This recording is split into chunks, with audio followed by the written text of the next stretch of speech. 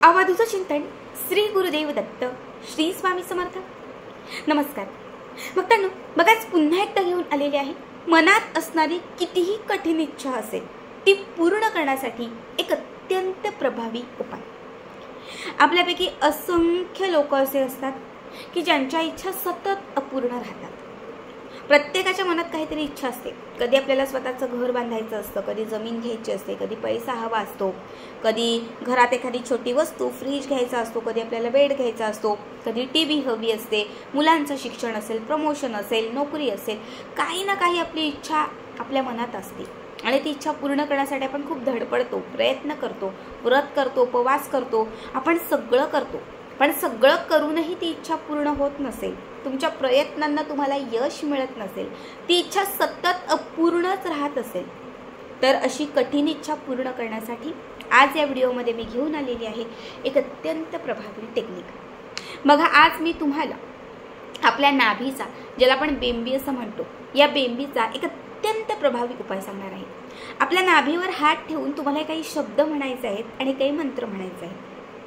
जर तुम्ही तुमच्या नाभीवरती हात ठेवून हे काही शब्द म्हटले आणि तुमची इच्छा व्यक्त केली तर तुमची कितीही कठीण असणारी इच्छा 24 तासांत किंवा 24 दिवसांच्या आत पूर्ण झाल्याशिवाय राहणार नाही। मग आपली नाभी, जिला आपण बेंबी असं म्हणतो, त्या नाभीमध्ये मूलाधार चक्राचा वास असतो।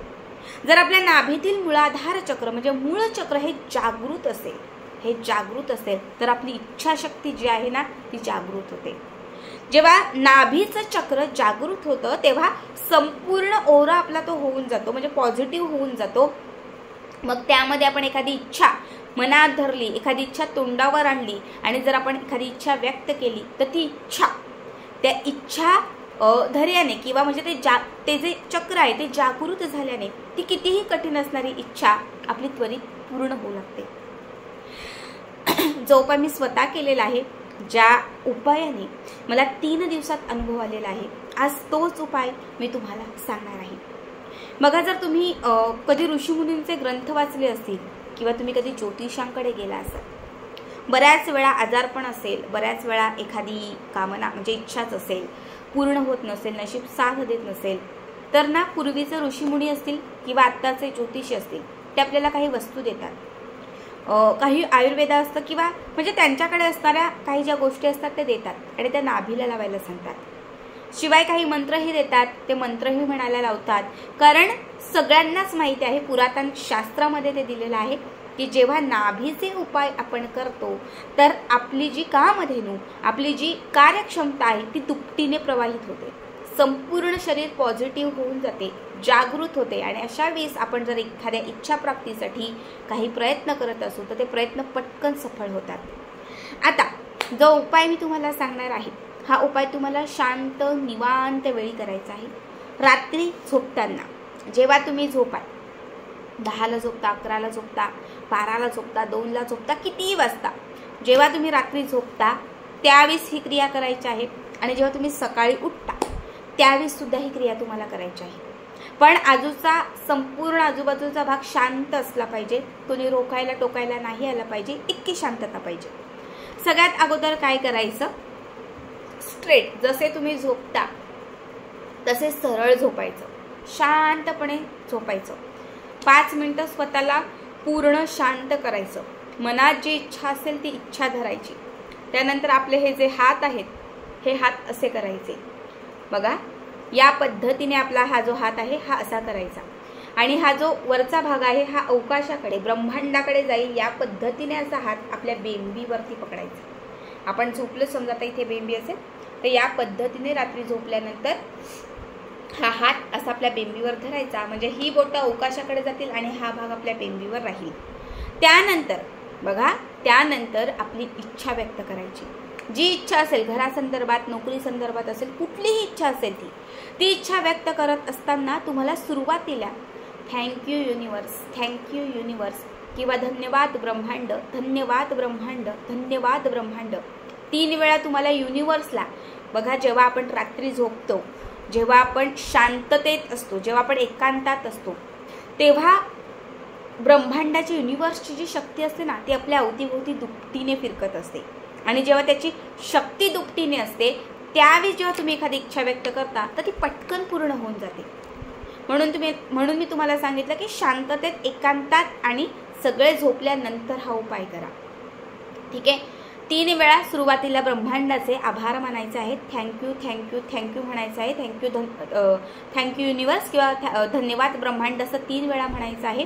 नोकरीसाठी करताय, घरासाठी करताय, तुम्हाला फक्त म्हणायचं आहे माझं घर तयार झालेलं आहे आणि मी खूप खुश आहे. मला नोकरी लागलेली आहे आणि मी खूप खुश आहे. तुम्ही गाडीसाठी करताय, मी स्वतःची गाडी घेतलेली आहे आणि मी खूप खुश आहे. माझ्या पतीला प्रमोशन भेटलेलं आहे, मी खूप खुश आहे. माझ्या मुलांची प्रगती झालेली आहे, मी खूप खुश आहे. असं तुम्हाला तुमची इच्छा पॉझिटिव्हिटीने आपल्या नाभीवरती असा हा हात ठेवून तुमची इच्छा व्यक्त करायची आहे. सुरुवातीला 3 वेळा ब्रह्मांडाचे आभार मानायचे आहेत आणि इच्छा व्यक्त करून झाल्यानंतर पुन्हा 3 वेळा ब्रह्मांडाचे आभार मानायचे आहेत. ठीक आहे.